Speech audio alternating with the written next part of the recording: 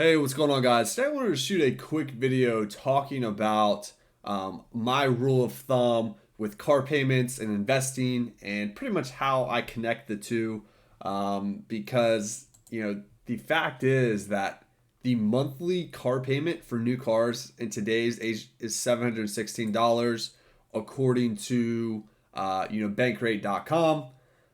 The average monthly for used cars is 526 in the fourth quarter of 2022.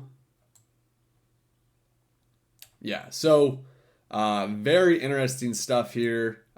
What I try to aim for, like I understand the fact that you need a car in order to survive, right? You gotta be able to drive to your job. You gotta be able to do whatever. You need a form of transportation. Now certain situations you might not necessarily need two cars, or you might you can use public transportation, but I'm just going to assume that for your situation, you need a car, whether it's new or used.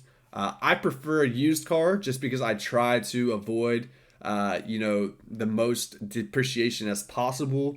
However, in some markets, sometimes it makes sense to buy new cars versus a used car, especially over the past couple of years. It's definitely been a crazy car market. So, do your own research. Make sure either buying used or new makes the most sense for your situation.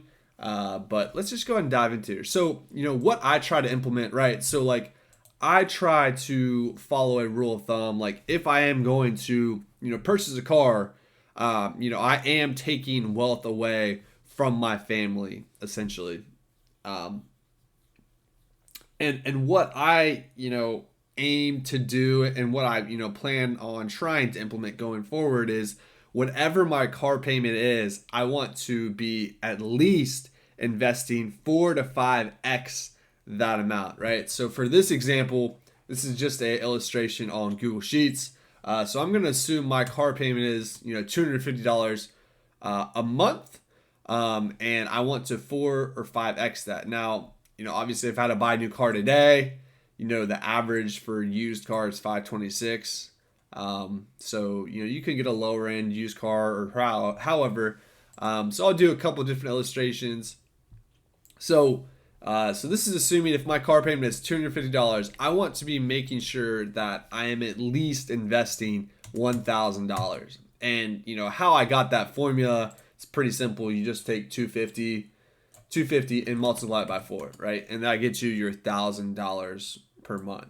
I think implementing this rule of thumb, a lot of the times I feel like car dealerships are like, well, how much can you afford per month? So if you already have this implemented into your structure, right? So like, say you make 5,000 a month and whatever, you have, it's just a way to make sure you're investing as well. Like the last thing I want to see is people get $1,000 car payment and they have no money left over, to invest into themselves, into the stock market, into real estate, whatever it is. So I think this rule of thumb is a good to implement. You could scale it up, scale it down if you can only want to at least double it. So if you have a $500 car payment, you want to make sure you're at least investing $1,000, whatever makes the most sense for your situation. But I think having this mindset in the back of your head can really help you, combat, obviously, cars are going to depreciate, right? And that's just the way of life. You need a car, but, you hate to buy new cars, whatever. But a way to combat that is just make sure you're also investing, whether, it's retirement accounts, HSAs. Just my rule of thumb is to make sure I'm investing at least 4 to 5x across all of my, investment accounts. So when I look at my budget every month or quarter, whatever, however often I look at it, I want to make sure that, hey, if I have a car payment of $250, I'm at least investing $1,000 across my retirement accounts, my HSA accounts, my brokerage accounts, whatever investment accounts that I have, just to, in my mind, offset that car purchase. So what I'm going to do, I'm just going to show you some illustrations of, making sure you're doing that, of how, compound interest can work for you, right? So this is assuming you're investing $1,000. It can be across several accounts, a 12% average compound annual growth rate. I think that's, it might be a little stretched there at 12%. But I am also accounting for 3% inflation here. So really our net is going to be like around a 9% compound annual growth rate. So this is the new balance. So you invested $1,000 a month or $12,000 a year. After 1 year, 9% growth is going to put us at 13,000. If you wanted to pull income from it, these are what these columns are. So 4%, if you have it into an ETF that pays 4%, it's going to pay, depending on your tax bracket, 3.4% after, the capital gain tax. But I just wanted to show a couple of different illustrations here of what, your portfolio could yield. Because ultimately, year 15, I'd never want to finance our car again. Or if I do, I want to make sure that, my portfolio is completely financing it for me, paying the bill. And, you can see quickly after 15 years, you're going to have a $300,000 portfolio.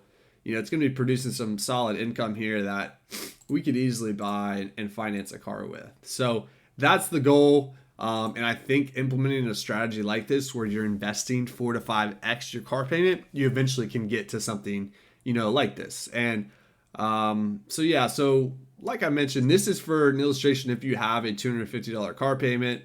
But, we could also implement like if you have a $500 car payment, right, and you want to 4x it, then you're investing $2,000 a month. But you can quickly see this number is going to grow. And fitting your budget can be difficult. So that's why I think starting out with this strategy, you won't get yourself into a situation where your car payment is your second largest expense every month, behind your mortgage. And that's unfortunately the case for a lot of people.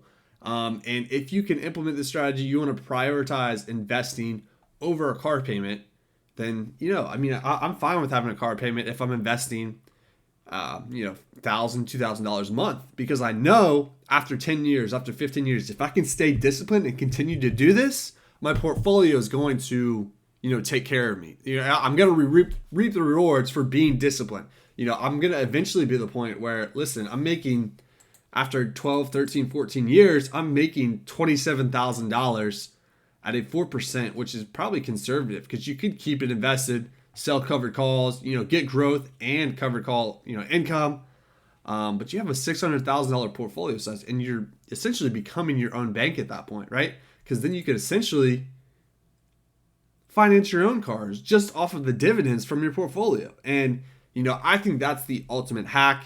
I think everyone should aim, having a car payment I think it's fine, but where I think the problem is that you only have a car payment and a mortgage. You don't have any other way to eventually, become financially independent of, your 9 to 5. You want money to be working for you. And this is all from my perspective. I could be completely wrong. If I'm completely wrong, please roast me down below. I appreciate all of the feedback. And if I'm in left field and this doesn't make sense, then let me know. But I think everybody could adapt to this mindset, to this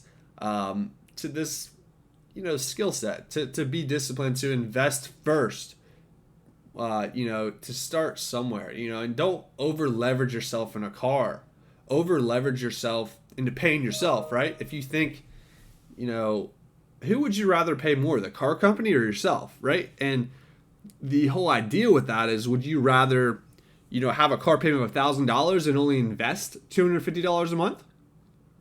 Or would you rather have a car payment of $250 and invest $1,000 a month?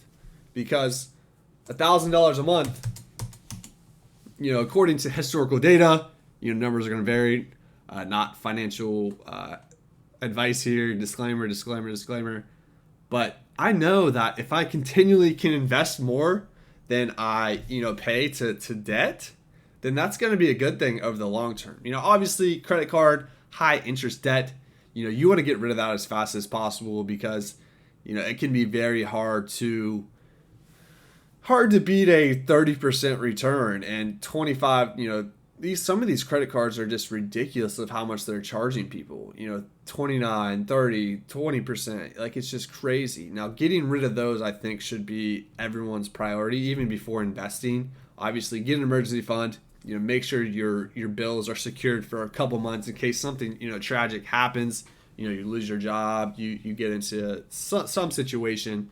So build up that emergency fund. I think that should be your number one priority to secure your future, to make sure you have a little bit of a runway in case something happens. But after that, high interest debt should be killed. You should kill that thing. Stop using your credit cards because it is literally a trap. I hate to see more and more people rack up credit cards and they just don't understand. They don't understand that you're paying 30% interest on something. And I think that's why Dave Ramsey is such a huge advocate for people to not use, credit cards in the first place. And, I think he's right on with that. I mean, if you don't understand your annual interest rate of a credit card, you should not be using it. Now, if you're disciplined and you understand rewards and, you don't carry a balance every month, then yeah, I think credit cards can be a phenomenal tool to leverage, to make tax-free income, to offset some of your costs. But, if you don't know how it works, you should not be using them because you could get yourself into a very bad position where compound interest is just working against you and killing your potential future. But yeah, I hope you got some value from this. Invest more than your car payment if you can. Invest more than your mortgage if you can. That's what I'm striving for. I want to, hopefully change people's lives and, help them, eventually finance their own cars, build a bigger portfolio, a portfolio size where, you can finance your own purchases. I think that's, gonna put you much farther ahead than having larger car payments than the amount of money you're investing every month. So hope you got some value from this. Please like and subscribe down below. It helps us out a lot. Appreciate it.